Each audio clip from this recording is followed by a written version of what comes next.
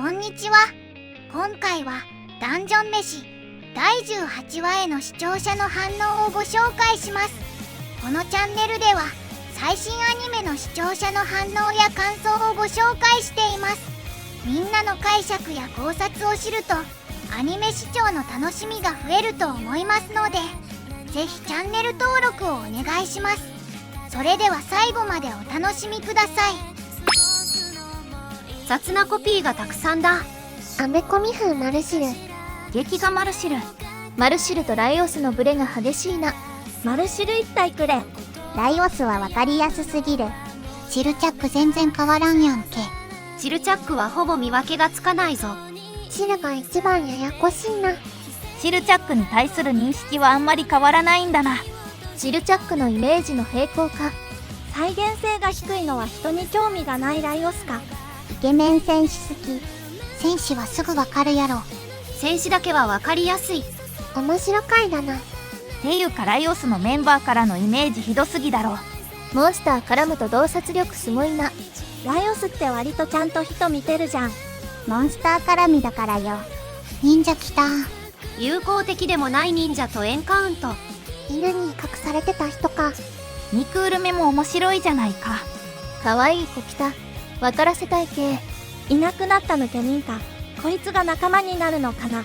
ダンジョンに忍者はつきもの。思ったよりもライオス観察眼あるな。ためらわず魔法をぶっ放すマルシルさんに笑ったわ。まあよかった。犬の声は声優さんではなさそうかな。魔物との距離感というのがライオスらしい。ライオスがアホ、賢い、やっぱりアホ、実は賢いっていう2点3点するのが面白かった。いつものダンジョン飯の感じだ。最近しんどい展開だったからな。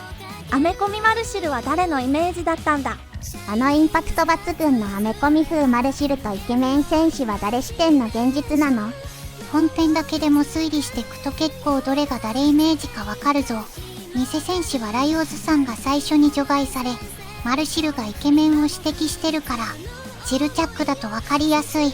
この話ね、原作読んでた時、ゲラゲラ笑って読んだの思い出したわ。落ちた米粒拾ってたんだな戦士。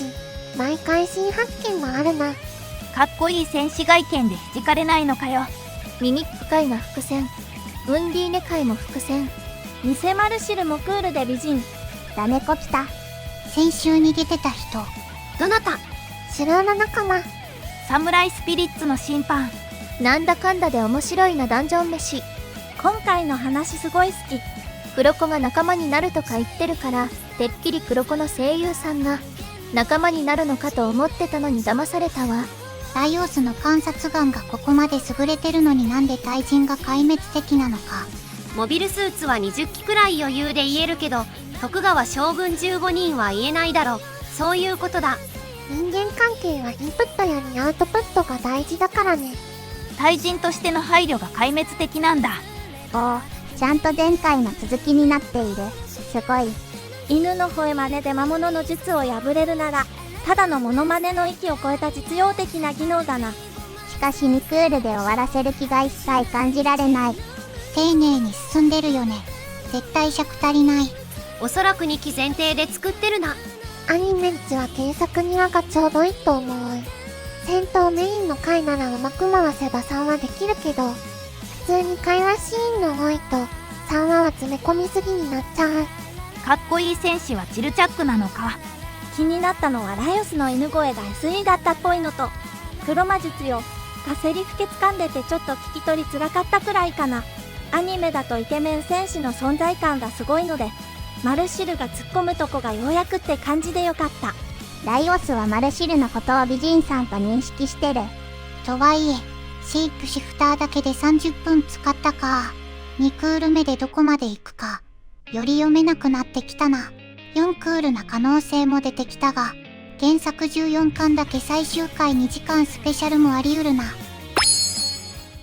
ライオスの判断基準がずれてるところと合わせて、圧倒的な魔物に対する知識量を披露していくのよいね。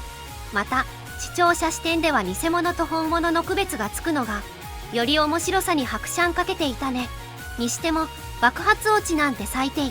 各人の分身体イメージもだライオスからの評価もひどすぎて草。偽物の方が本物なのか。声色みんな違うの声優さんすごいわ。ライオスなんとなくでも全員当ててるし、相手が魔物だからこその炙り出しは見事。まさかの黒子さんはついてくるのか。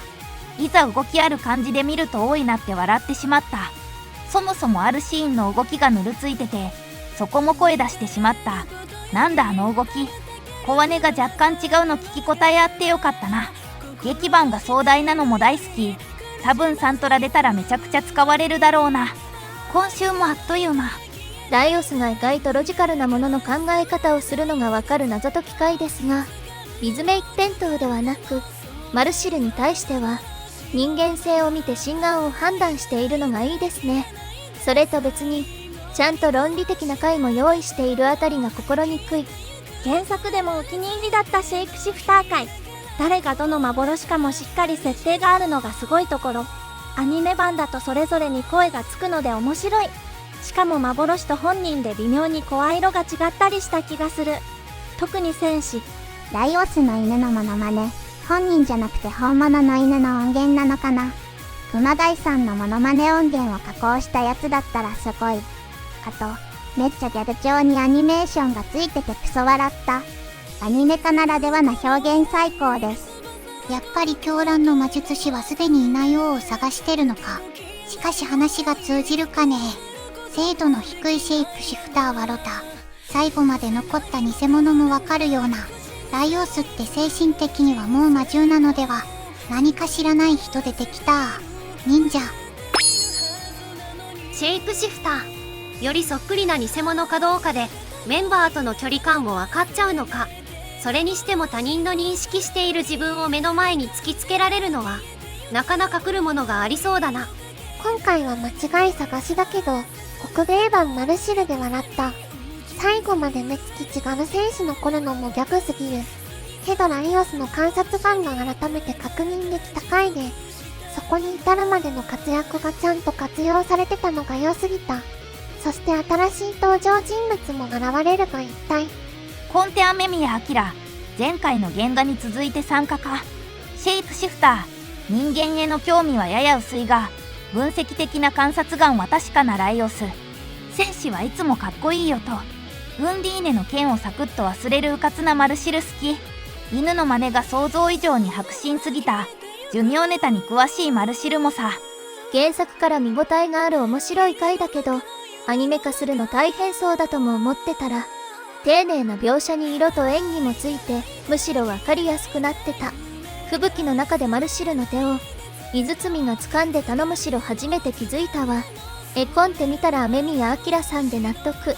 前回超シリアスからのギャグ回なのが本作流。シェイクシフターの攻撃で、各人が仲間をどう認識してるのかが笑えた。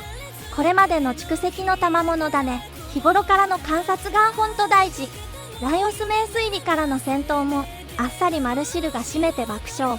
足抜け忍者遊び再登場で引くとはうまい。ライオスかっこいい。人間社会の中では生きにくいかもしれないけど、ダンジョンの中では最高に頼りになるかっこいい。ライオスが犬の鳴き真似がうまいとか、マルシルが下卵を食べたとか、過去の設定とかエピソードも活かされててフフってなるね。魔物化したファリンの襲撃であれだけ緊張感の高まった次の回で、こんな話ができるのだから超強いよダンジョン飯。散々笑いつつ、でも迷宮の怖さや各人の個性、と見極めの難しさ、そして食事、トークを盛り込むうまさに簡単。でもさ、偽戦士の判別は一発でできるだろ。